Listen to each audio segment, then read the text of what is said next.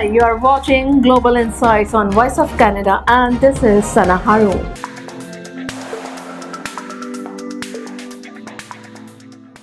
The deadly wildfires that have killed at least 8 people so far in Turkey breached a coal-fired power plant overnight Wednesday, prompting evacuations of both workers and residents.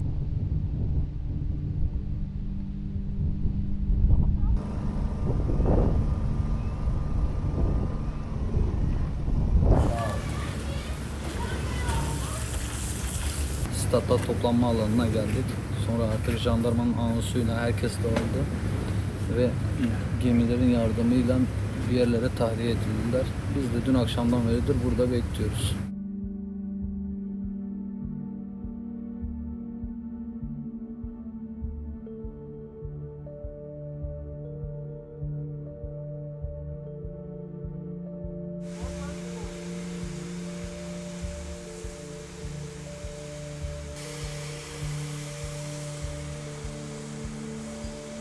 de jeneratörde ve şalt tesisinde ciddi bir sorun olmadığı yönünde.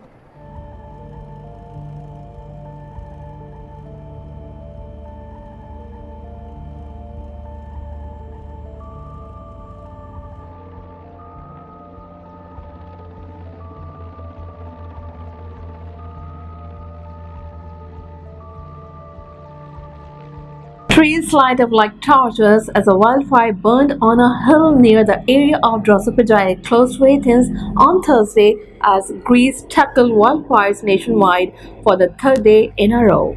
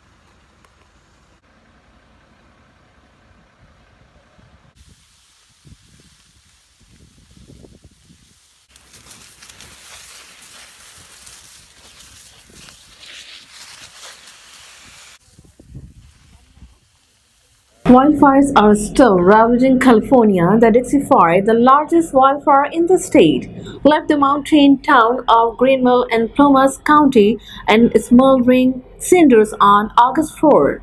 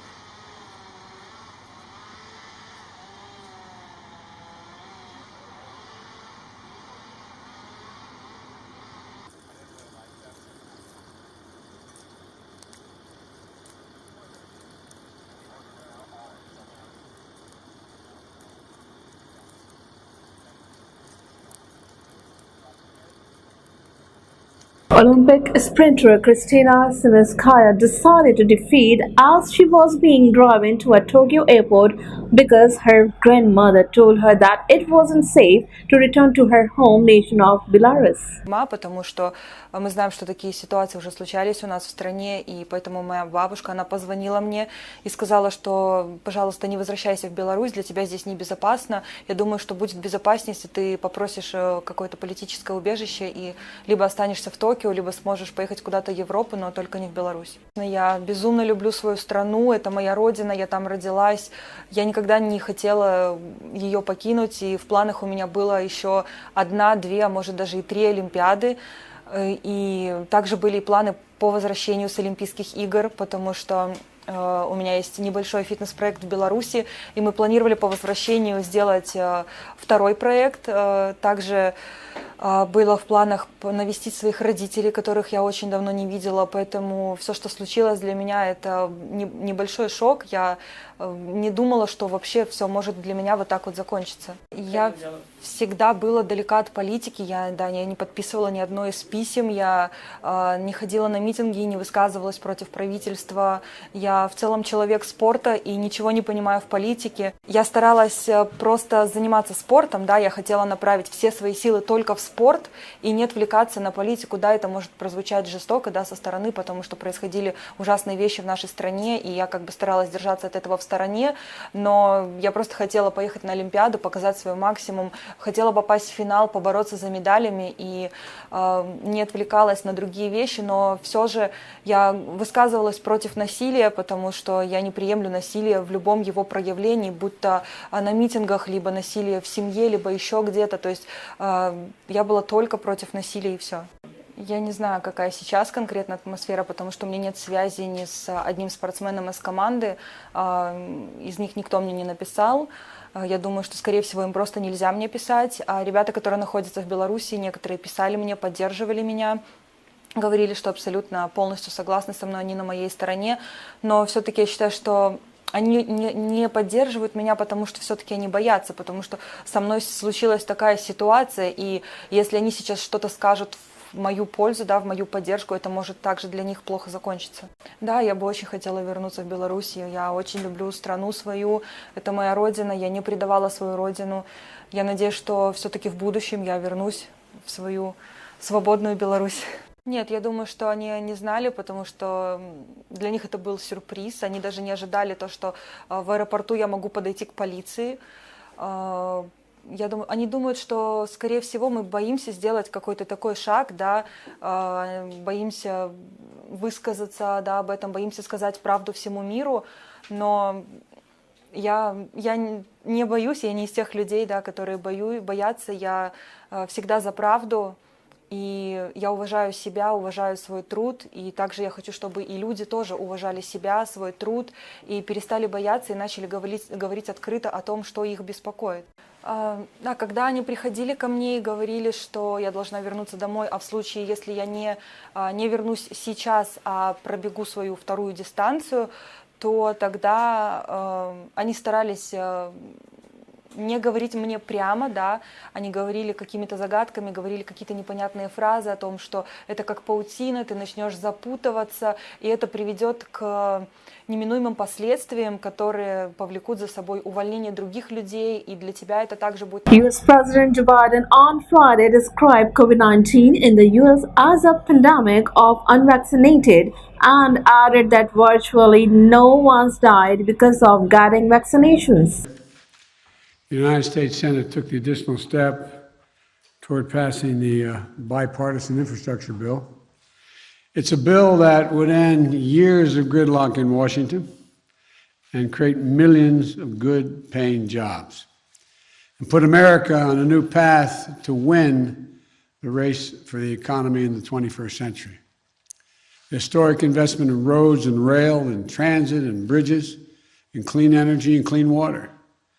It will enable us not only to build back, but to build back better than before the economic crisis hit. I want to thank the bipartisan group of senators for working together and the committee chairs for raising their ideas and concerns with me and Vice President Harris and members of our cabinet. As we did with the Transcontinental Railroad and Interstate Highway System, will soon once again transform America and propel us into the future. This bill makes key investments to put people to work all across the countries, in cities, in towns, in rural communities, small towns, big towns, along the coastlines and on the plains. It covers the nation. And it's going to put America to work in good paying union jobs, building and repairing our roads, bridges, ports, airports.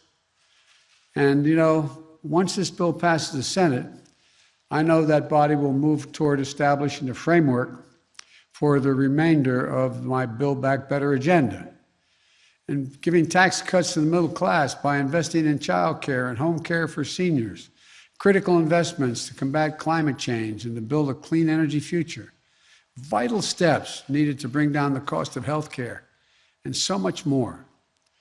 And we're going to do it without raising taxes by even 1 cent on people making less than $400,000 a year.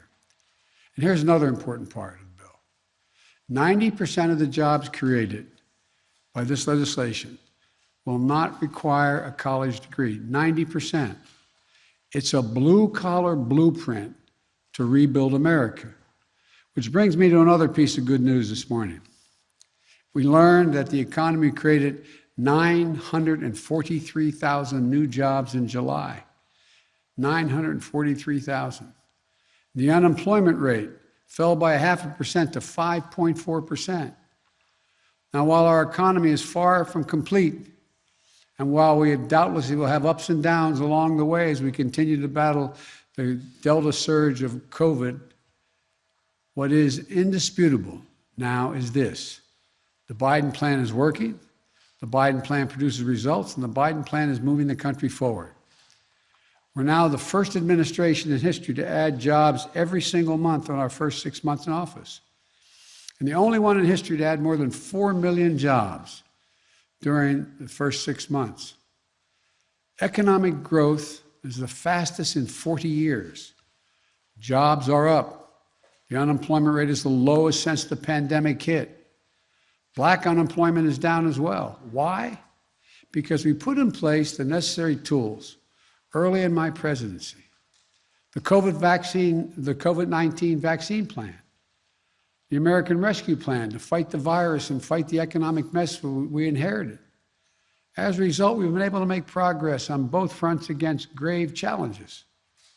And we put in place the tools to prevent this Delta variant wave of COVID-19 from shutting down our small businesses, our schools, and our society.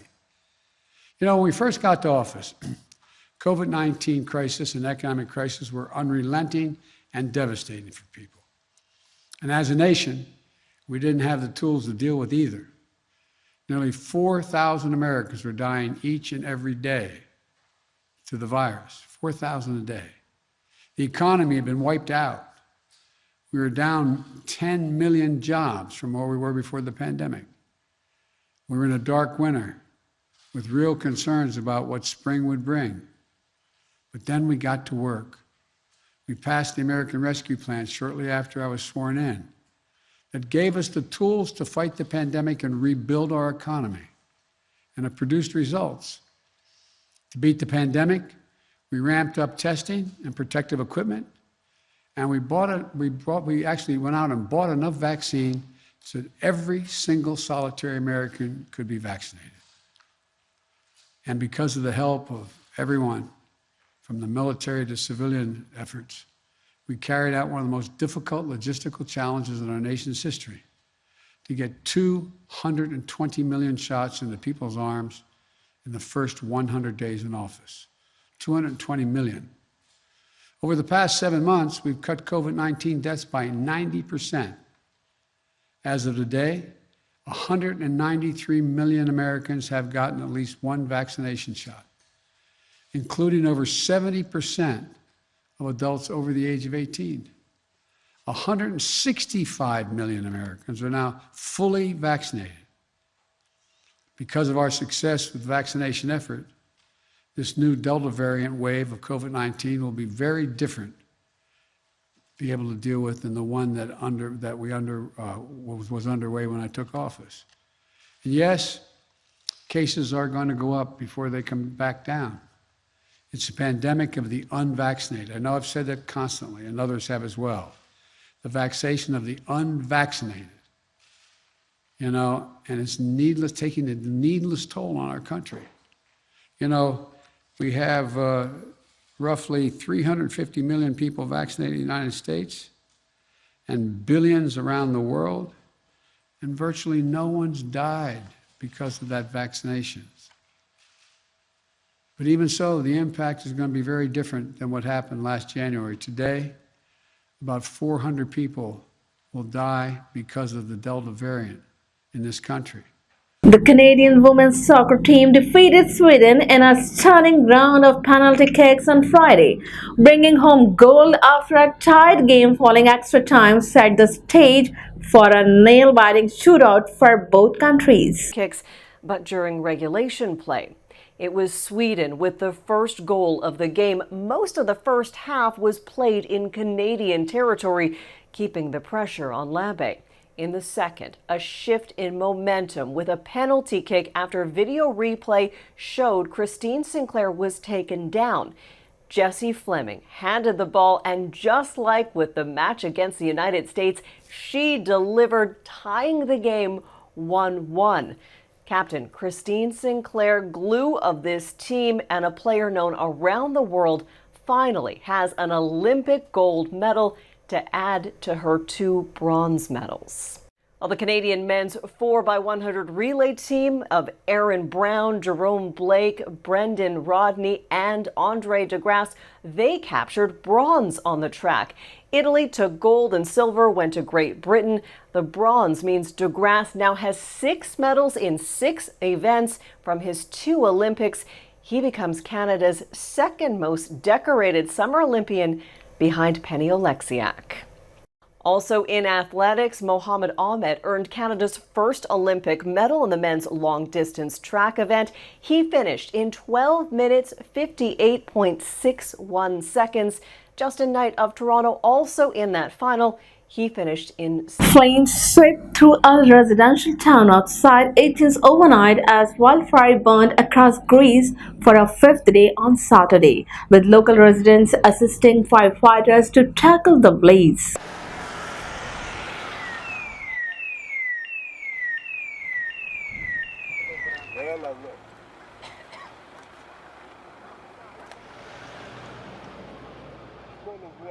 Κοίτα, έχει από το πρωί που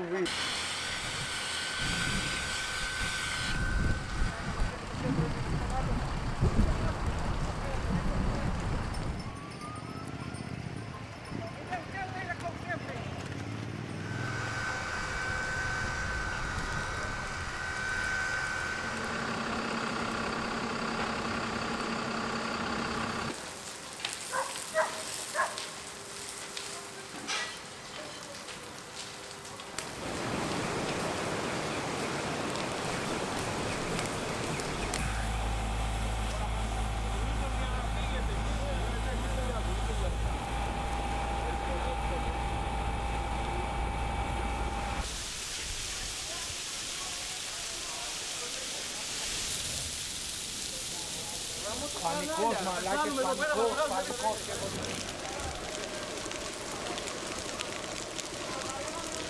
Στα σπίτια καίγονται, πέστε μέσα εκεί, στο υπόβελο. Γρήγορα. Βοήθεια, βοήθεια. Υδροφόρα, γρήγορα, με παιδιά, κοιμάνικα.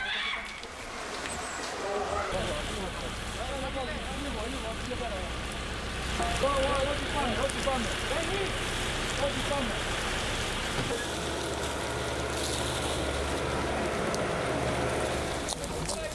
Περίμενε να το σκάσουμε κάτω. Άστο, γελίστε. Εδώ, σμύρω.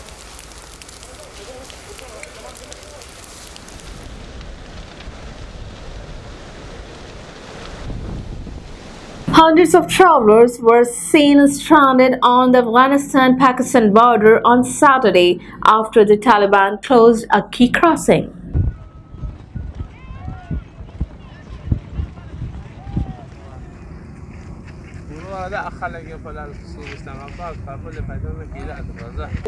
چې مونږ نه ده بنده کړې او بنده کړې ده نور ما کوم خوښ نشته شپې کوو هلته پر دښتو شپې نشو کولی او زما د طالبانو مشرانو څخه دغه هیله ده چې دوی موږ ته داسې یو ترتیب لاره برابره کړي مونږ روان یو افغانستان ته دا دوه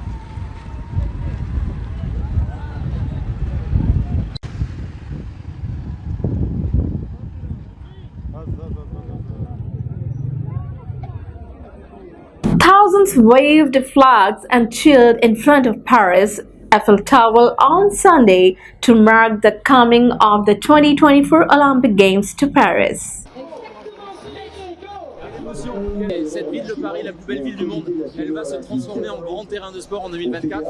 Et voilà, j'espère que les athlètes du monde entier se sont dit waouh, on a envie de participer à ces Jeux.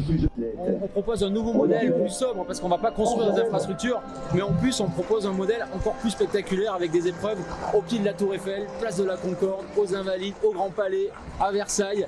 C'est vrai que ça va être magique. Il y aura même la vague de Tahiti ou Marseille ou Lille. Donc c'est vrai que voilà, on a vraiment voulu condenser le meilleur de la France dans la réussite de Paris 2024.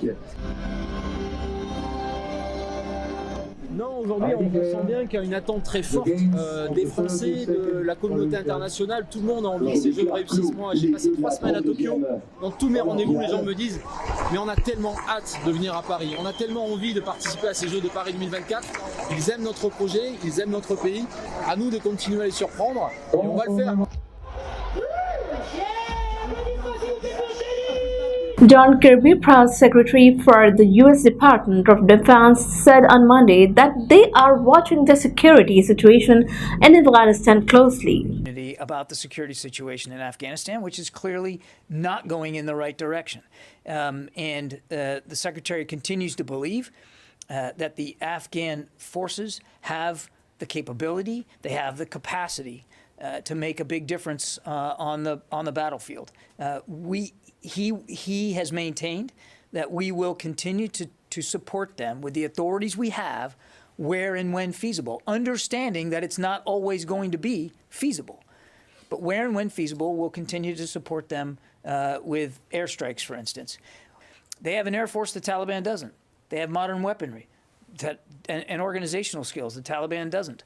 They have superior numbers to the Taliban. And so, again, they have the advantages. It's really now their time to use those advantages. The reason why not is because it's their country to defend now. This is their struggle. The Commander-in-Chief has given us a new mission, and that mission is to draw down by the end of this month, and that's where we're moving to. What it looks like beyond that, I'm simply not going to speculate. But this is their country. These are their military forces. These are their provincial capitals, their people to defend, and it's really going to come down to the leadership that they're willing to exude here at this particular moment. Clearly, the security situation is deteriorating, and just over the last 72 hours, roughly 5 provincial capitals fell to the Taliban. That's deeply concerning. Again, I don't want to get into a statement about surprise or not. Keep watching Global Insights on Voice of Canada. For further updates, visit our website voiceofcanada.tv.